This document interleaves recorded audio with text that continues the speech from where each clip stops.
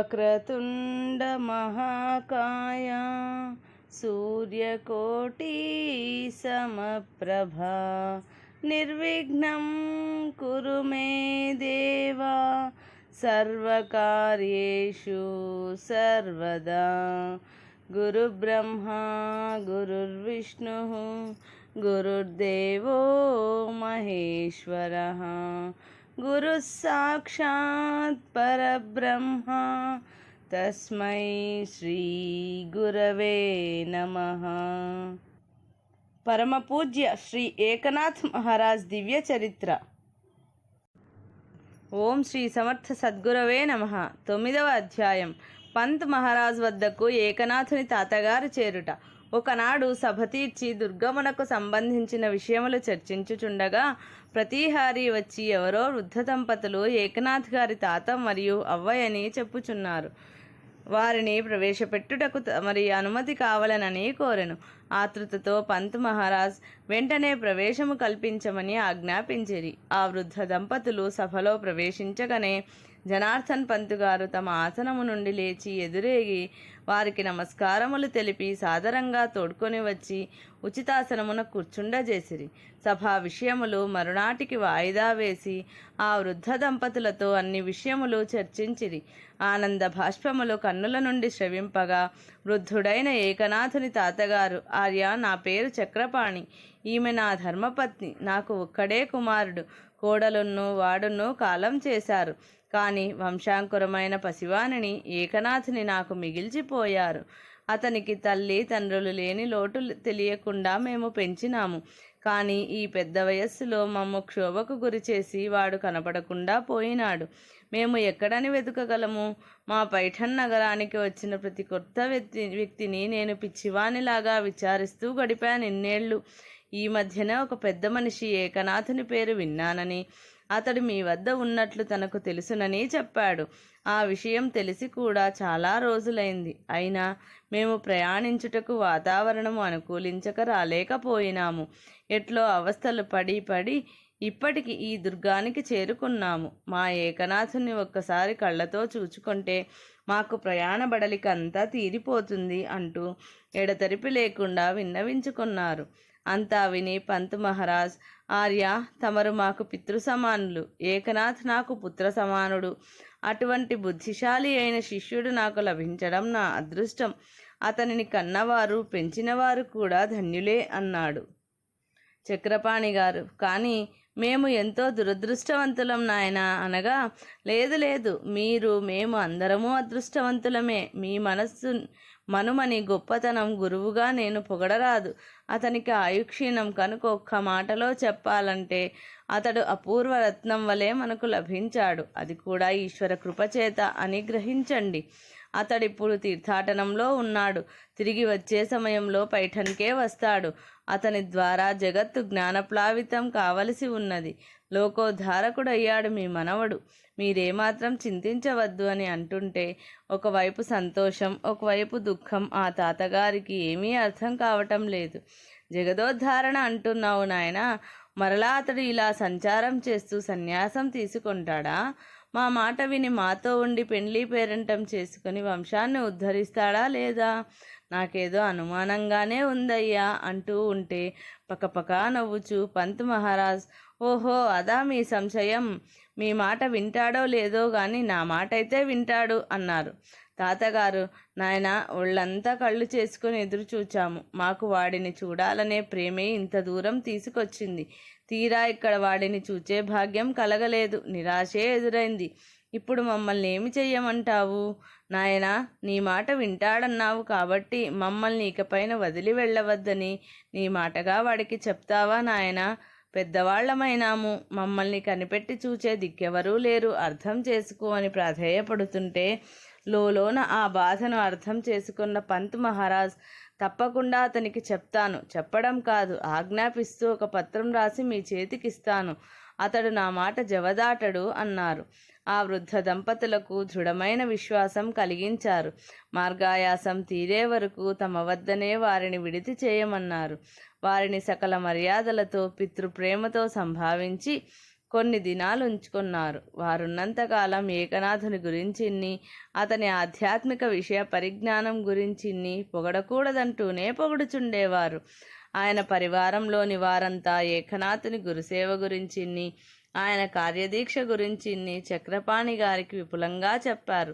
అతనికి పంత్ మహారాజ్ గుర్రపు స్వారీ నేర్పించినారని చెప్పారు. ఏకనాథుని ఉదార స్వభావం గురించిన్ని, యుద్ధ నైపుణ్యం గురించిన్ని వారంతా చెప్పగా విని ఆ తాతగారు అవ్వగారు నిర్ధాంతపోయినారు. తమ దగ్గరే కనుక ఉంటే ఇంతటి గొప్పవాడయ్యేవాడా అని ఏకనాథుని అవ్వ అంటుంటే నిజమేనని తాతగారు తలూపారు. కొన్ని రోజుల అనంతరం ఒక గుర్రపు బండిని రప్పించి చక్రపాణి దంపతులకు నూతన వస్త్రాలు సమర్పించుకొని ఒక పత్రం రాసి వారి చేతికిచ్చి అంతా శుభమే జరుగుతుందని చెప్పి వారిని ఆ గుర్రపు బగ్గీలో ఎక్కించి పైఠన్లో దించి రమ్మని వీడ్కోలు చెప్పి పంపించారు పంతుగారు. చక్రపాణి దంపతులు క్షేమంగా ఇల్లు చేరి మనుమడి కొరకు ఎదురు చూడసాగారు. ఒక రోజున ఊరిలో తెలిసినాయన వచ్చి, చక్రపాణి గారు, ఏకనాథుడు వచ్చాడండి, ఊరి బయట దేవాలయం ప్రక్కన రావి చెట్టు క్రింద ఉన్నాడు అని చెప్పగానే వృద్ధులు ఇరువురు బయలుదేరారు. భార్య భర్తతో, ఏమండోయ్, వాడసలే మొండిఘటం, ఆ గురువు గారిచ్చిన లేఖ పట్టుకురండి, లేకుంటే వాడి ఇంటికి రాకుండా గుడి దగ్గర కూర్చుండడం ఏమిటి అనగానే అవునవునంటూ తాతగారు లోనికి వెళ్ళి ఆ లేఖను తీసుకుని మరీ బయలుదేరినారు. నాథ్కు పైఠన్లో తాతయ్య ఆహ్వానం. వారు ఏకనాథుని వద్దకు వచ్చేసరికి ఆయన చుట్టూ అనేక మంది పండితులు వివిధ విధాల చర్చలు చేస్తూ కనిపించినారు. వారిని తప్పించుకుంటూ పోయి తాత నాయనమ్మ ఇద్దరు నాయనా, ఎన్నాళ్లకు మేము గుర్తుకొచ్చాము, మన గ్రామం గుర్తుకొచ్చింది అంటూ ముందుకు పోయి అతనిని అమాంతం కౌగిలించుకొని ఆనంద భాష్పాలు కారుతుంటే అతని రూపం స్పష్టంగా కనిపించక శరీర స్పర్శతోనే పులకింత కలుగగా సంతోషంలో పొంగిపోయారు.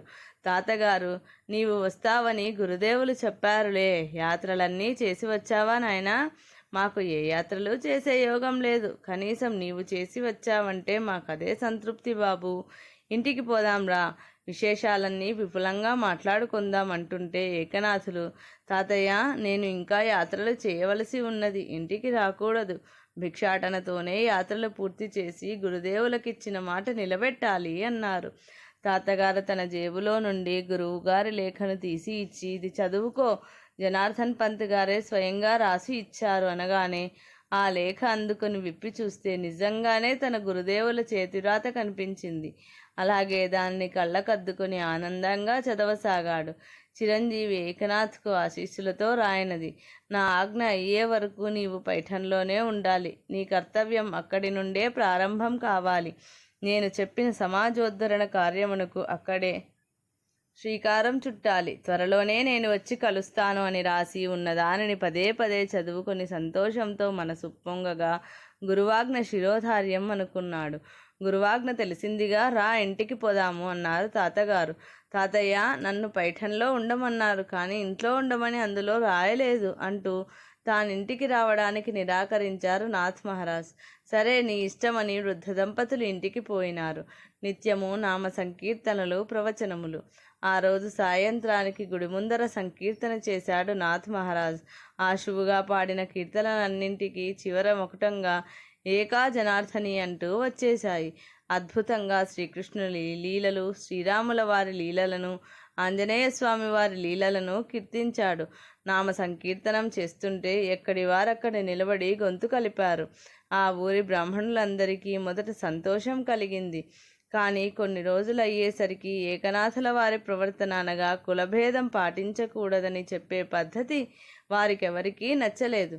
పండితులు వ్యతిరేకించుట, అందరూ సమానమే అంటూ ఇలా మన పరువు ప్రతిష్టలు గంగపాలు చేస్తున్నాడు. ఇక ఊరిలో మనల్ని ఎవరు గౌరవిస్తారు?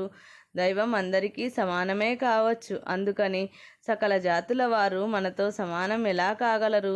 ఇది వేద ధర్మానికే అపచారం. ఇతనికి తగు విధంగా మనం బోధించి దారిలో పెట్టాలి, లేదా ఈ ఊరి నుండి వెళ్ళగొట్టాలి. లేకపోతే మన విలువ ఏమి తెలుస్తుంది ఈ పామరులకు అని ఆలోచనలో పడ్డారు.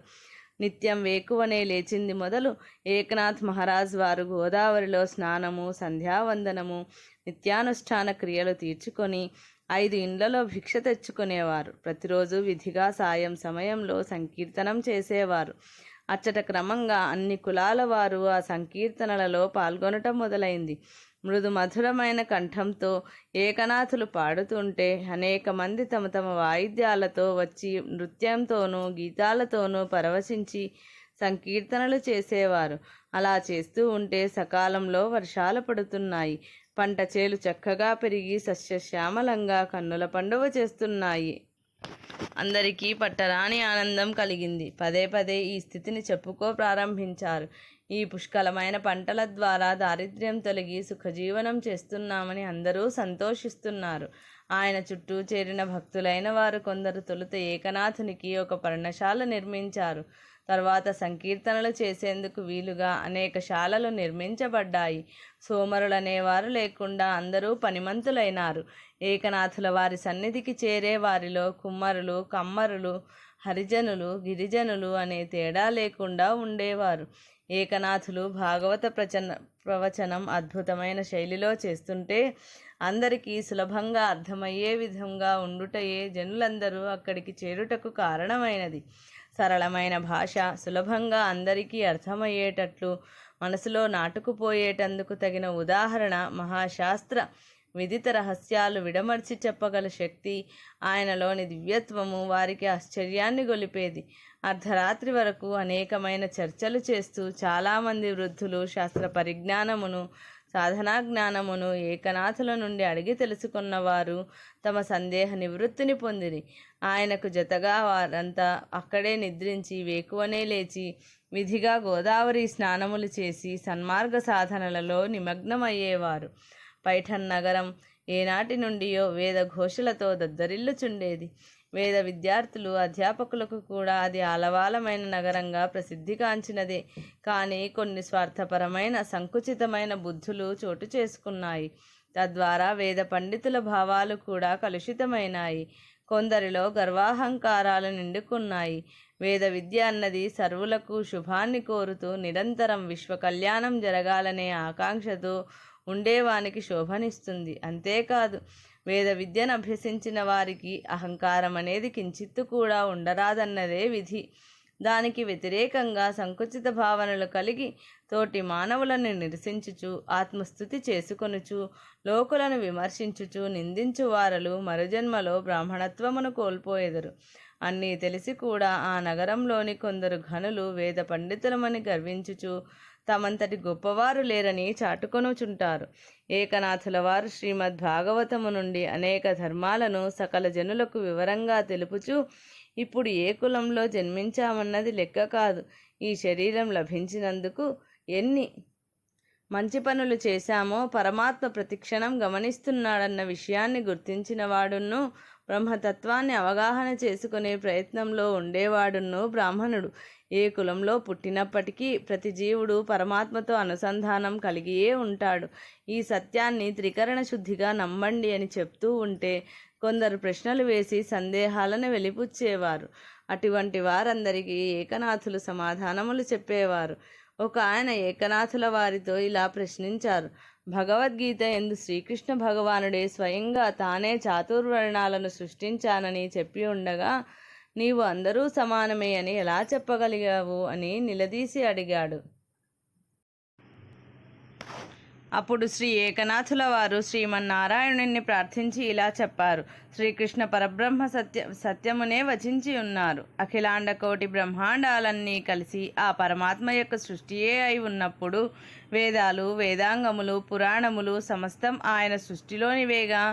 అప్పుడు 4 వర్ణాలుగా చెప్పబడుచున్న వైవిధ్యం కలిగిన సృష్టి అంతయు తనదే అన్నారు. సకల జీవరాశులు కూడా ఆయన సృష్టి అని మీరు ఒప్పుకుంటున్నారు కదా. మానవులందు తప్ప ఇతర ఏ జీవ జంతువుల మధ్యను ఇటువంటి స్వార్థపరత్వం ఉండదు. అవన్నీ ప్రకృతి స్వభావానికి లోబడి ప్రకృతి ప్రేరణతోనే వాటి జీవితాన్ని గడుపుచు చివరకు శరీరాన్ని విడిచిపెడతాయి. మానవునికి భగవంతుడు ప్రకృతి ప్రేరణలతో పాటుగా స్వతంత్ర ప్రవృత్తిని కూడా ప్రసాదించాడు. మనసును ఏర్పాటు చేసి దాని యందు ఆలోచించే శక్తిని, మంచి చెడులను గుర్తించే బుద్ధిని ప్రసాదించాడు. గుణములకు ప్రత్యేకత కల్పించాడు. వాటిని మంచి గుణాలు, చెడ్డ గుణాలు అని విభజించే తెలుసుకొని శక్తిని ఇచ్చాడు. అందువలన మానవుడు ప్రకృతి ప్రేరణకు గురి అయి మనసులో చెడు గుణాలకు తావు కల్పిస్తే చెడ్డ కర్మ చేసిన వాడై దుర్మార్గుడనే ముద్ర వేసుకుంటాడు. మనసులో మంచి గుణాలకు తావిస్తే మంచి పనులు చేసిన వాడుగా పుణ్యాత్ముడు అనిపించుకుంటాడు. అందుకని గుణముల చేతను కర్మల చేతను 4 వర్ణములైన మానవులు నా చేత సృష్టించబడి ఉన్నారని చెప్పి ఉన్నాడు. గుణ కర్మల కారణంగా ఇట్లు విభజించబడినారు అని పరమాత్మ చెప్పినారు. ఇది సత్యమే. ఈ విషయమును మరి ఒక రీతిగా కూడా తెలుసుకొనవచ్చును. ఒక ఖాళీ సీసాలో ఏ రంగు నీరు పోసినప్పుడు ఆ సీసా ఆ రంగుతో ప్రకాశిస్తుంది. ఏ నీరు పోయకుండా ఉంటే అది తెల్లగా మెరుస్తూ ఉంటుంది. అలాగే మానవుడు పుట్టుకతో స్వచ్ఛమైన సత్యమైన ప్రకాశం కలిగి ఉండి క్రమంగా ఒక్కొక్క గుణమును చుట్టూ ఉన్న వాతావరణాల నుండి స్వీకరిస్తాడు.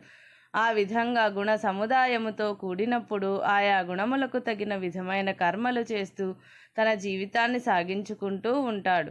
ఈ సకల జీవరాశులలోనూ పరమాత్మ ఏ చైతన్య రూపంగా ప్రకాశిస్తూ ఉన్నానని చెప్పిన విషయాన్ని కూడా మనం మరువరాదు కదా. కావున మనం భగవంతుని దర్శనం చేయాలంటే ఈ విశ్వరూప స్థితినే దర్శించాలి. ఇందులో భగవంతుడు కానిదేమున్నది? మనం వ్యతిరేకించడానికి ఆత్మదర్శనం చేతనే భగవతత్వం అవగతమవుతుంది. దానికై సర్వులు అర్హులే. ఎవరు బ్రహ్మజ్ఞానం కొరకు ప్రయత్నిస్తూ సాధన చేస్తారో వారికి భగవంతుడు తన సహాయాన్ని తప్పక అందిస్తాడు. శ్రీమద్ భగవద్గీతలో పరమాత్మ చెప్పిన ఆయన తత్వాన్ని పూర్తిగా అవగాహన చేసుకుంటే మీకు ఎటువంటి సందేహాలున్నూ రావు. అర్జునుడు దర్శించినట్లు ఆయన యొక్క విశ్వరూపాన్ని అందరూ దర్శించగలుగుతారు. స్వార్థపరులు కొందరు భగవద్గీతలోని కొన్ని శ్లోకాలు, వేదాంగములలోని కొన్ని శ్లోకాలు మాత్రమే తీసుకుని వారి వారి బుద్ధి చాతుర్యముతో జోడించి తమ ఉన్నతిని చాటుకునే ప్రయత్నంలో ఇతరుల మనసులలో న్యూనతాభావాలను కల్పిస్తారు. సృష్టిలోని సకల జీవులలోనున్న పరమాత్మను గుర్తించలేని వారు ఇతరులకు గుర్తులు చెప్పలేరు. అందువలన ఎవరి కృషి వారే చేయాలి. నిరంతరం భగవంతుణ్ణి చింతించుచు సకల జీవుల పట్ల దయతో మేలు చేయుటకు సిద్ధముగా ఉండుట చేత భగవంతుని కృపను పొందవచ్చును. దీనికి జాతి, కులము, వయసు, స్త్రీ పురుష, బీద, ధనిక అను భేదములేమియూ రావని కూడా అందరూ తెలుసుకొనండి. అందరూ కలిసి చేసే ప్రార్థనలు, సంకీర్తనలకు పరమాత్మ పరవశిస్తాడు. మన ఆశయాలు, ఆకాంక్షలు నిస్వార్థంగా ఉంటే ఆయన వాటిని నెరవేరుస్తాడు. ఈ విషయంలో మీరు ఎటువంటి సందేహములు పెట్టుకోకండి. అందరము ఆ పరమాత్మ నుండి వ్యక్తీకరింపబడినాము. తిరిగి ఆ పరమాత్మ యందే లయం కావలసి ఉన్నది.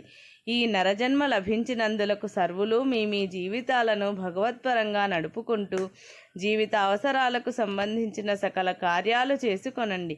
సర్వకాల సర్వావస్థలలోనూ భగవంతుని నామస్మరణము మనసులోనే చేస్తూ ఉండండి అని వారికి బోధించారు ఏకనాథులు. ఏకనాథ్ మహారాజ్ వారి బోధలు సామాన్యులకు, పండితులకు కూడా చక్కగా అర్థమయ్యే రీతిలో ఉంటున్నాయి.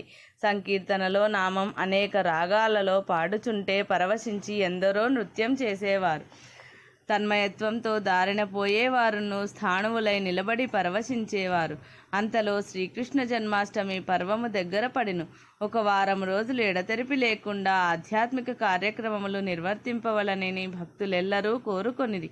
ఆ పట్టణమంతా చాటింపు వేయబడెను. పండితులకు ప్రత్యేక ఆహ్వానములు అందించినారు. అన్న సంతర్పణలకు సకల ఏర్పాట్లు జరుపబడెను. భాగవతమునందలి అపురూపమైన ఘట్టములు బోధించమని భక్తులు కోరిరి. ఏకనాథ్ మహారాజ్ తన గురుదేవులైన శ్రీ జనార్దన్ పంత్ వారిని ప్రార్థించి ప్రవచనములు సాగించెను. ఒక రోజున అంబరీష చరిత్రమునిట్లు ప్రవచించెను. సజ్జనులారా, పూర్వము మనువుకు పుత్రుడైన నభగుడను రాజు అనేక దివ్య సంవత్సరములు రాజ్యపాలనము చేసెను. అతనికి నాభాగుడను వాడు తొలుత కలిగిన కుమారుడు.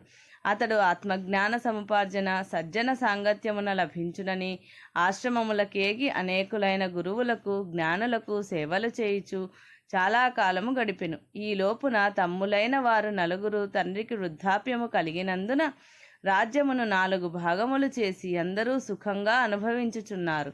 చాలా కాలం తర్వాత తిరిగి ఇంటికి చేరిన నాభాగునకు పరిస్థితులన్నీ తెలిసి వచ్చెను. తమ్ములతో సంప్రదించగా వారు యోచించుకొని వృద్ధుడైన తండ్రిని నీ భాగముగా ఇచ్చుచున్నామని పలికిరి.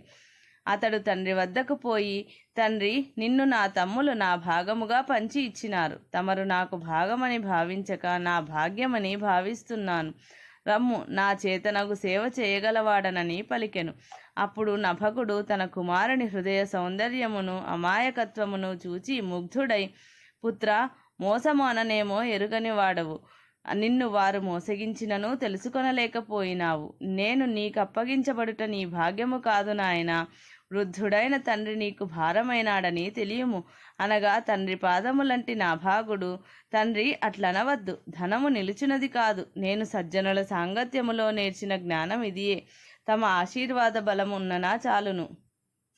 శాశ్వత సంపద కొరకు ఆరాటపడువారు అశాశ్వత సంపదలను తృణీకరించవలనని తెలిసికొంటినని తండ్రికి నచ్చజెప్పి ఒక అడవిలో పర్ణశాల నిర్మించి అందులో తండ్రిని ఉంచి కందమూలములు, అడవి ఫలములు తెచ్చి సమర్పించుచుండగా అచటికి కొంచెము దూరమున కొందరు ఋషులు యజ్ఞము నిర్వహించుచుండ్రి.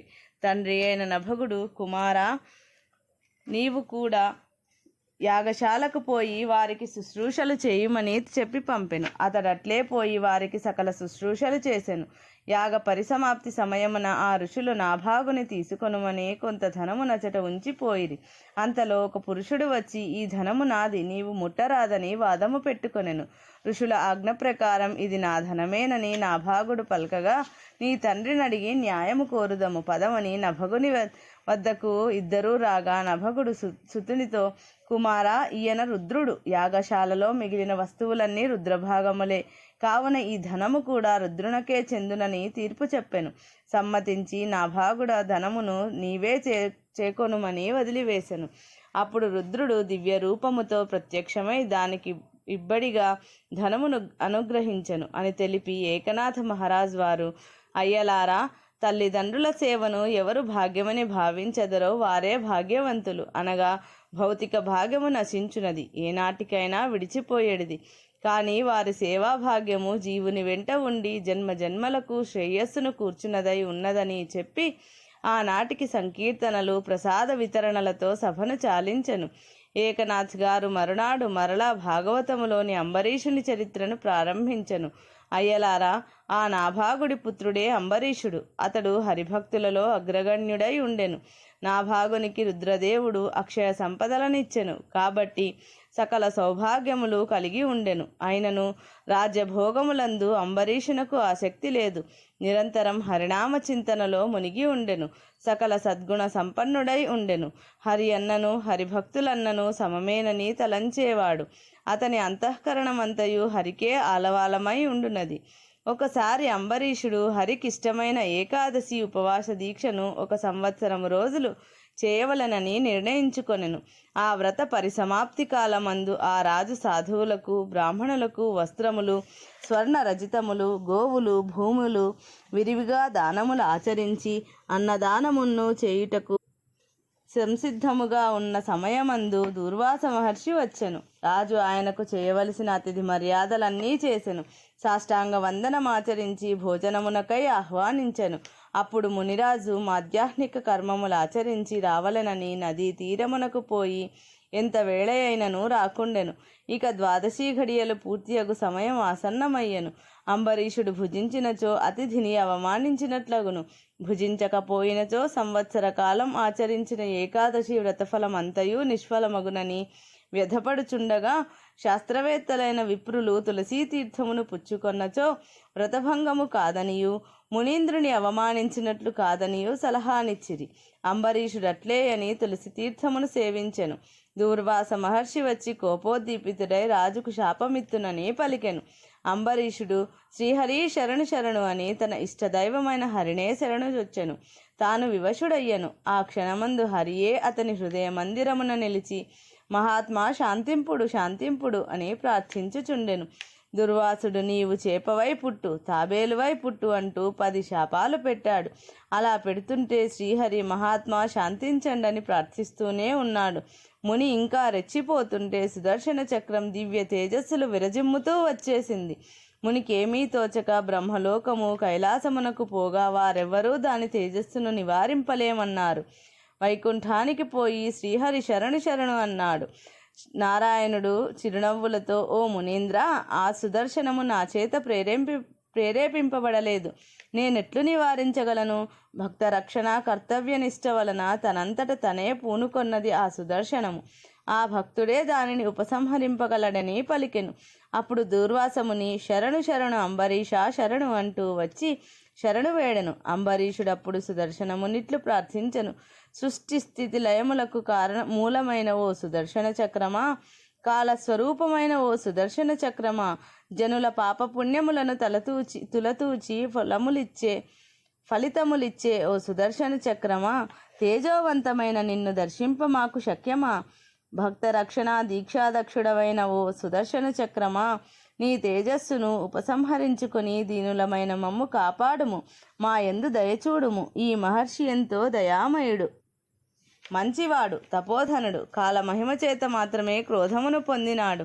ఇదంతయు శ్రీహరి లీలా విలాసమని మేము నమ్ముచున్నాము. నీవు శాంతించి మమ్ము కరుణించుము. నీ దయ లేక మాకు శ్రీహరి కృప లభించదు అని పరిపరి విధములా ప్రార్థించెను. అప్పుడు ఆ సుదర్శనము శాంతించెను. అప్పుడక్కడ శ్రీహరి ప్రత్యక్షమయ్యెను. మునీంద్రుడు రాజేంద్రుడును ఆనందముతో స్తుతించిరి. అప్పుడు దుర్వాసముని, ఇంత మంచి రాజును నేను అనవసరంగా కోపించి శాపములిచ్చాను, నన్ను మన్నించమని శ్రీహరిని కోరగా శ్రీహరి ఇట్లనెను, దుర్వాస మునీంద్ర, తమరు శాపమిచ్చు సమయంలో అంబరీషుడు వివశుడై నన్ను శరణు పొందగా నేనే అతని హృదయమందు నిలిచి ఉన్నందున ఆ శాపములన్నీ నాకే వర్తించగలవు.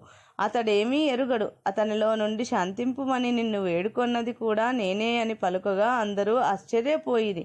భక్తులారా, అంబరీషుని భక్తి ఎంత గొప్పదో చూడుడు. ఆ భక్తునికై శ్రీహరి దశావతారములనెత్తెను. శాపములిచ్చిన వారిని ఒక్క మాటైనా అనలేదు. ఆ విధంగానే ఎవరైతే ఇతరులు నిందిస్తుంటే భగవన్నామం జపిస్తుంటారో వారికి ఆ నిందలు శాపాలు వర్తించవు.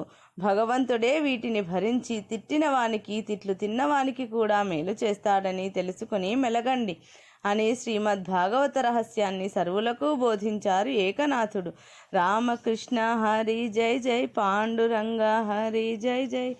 ఇది శ్రీ ఏకనాథ్ మహారాజ్ దివ్య చరిత్ర 9వ అధ్యాయము సంపూర్ణం.